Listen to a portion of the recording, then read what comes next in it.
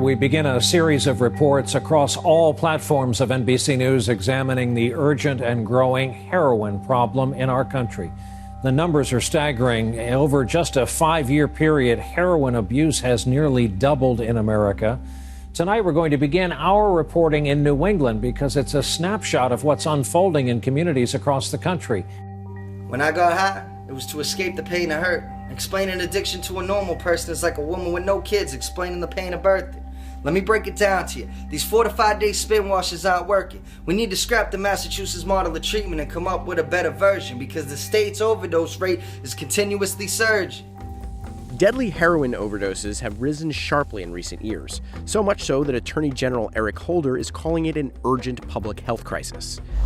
The United States has seen a spike in opioid abuse over the past decade. In 2010, an average of 100 people a day died of an overdose. People must be living in a fairy tale. Trying to get in detox at times is like a dog chasing its own tail. The system is set up for you to fail to the point. Sometimes it's easier to go detox in jail.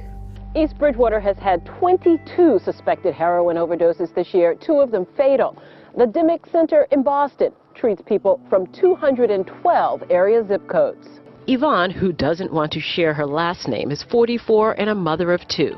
My kids saw me in active addiction, and it wasn't nothing that I'm proud of. For 4 months, she's been in treatment at Dimock. Heroin is suspected in the deaths of 58 people in the state this month. When we see people leaving our detox and going out and being found dead because they've had another opiate overdose, it's because they weren't clear about what their next step was, and that's what we do a lot of here.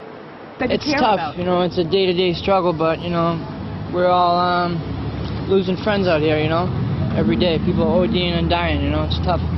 Another number, another statistic added to the hundreds this year. We had just lost a friend about less than 2 weeks ago of an overdose. The district attorney also sounding the alarm. Last year, Essex County had 66 deaths from heroin or opiates. As we stand here today, we have 120. So it's incumbent upon us as law enforcement, as policymakers, to do something about that and continue to fight the fight. I stand here with a heavy soul, broken-hearted, praying for the dearly departed and that those that are lost will find their light inside of the darkness, coming out clean on the other side.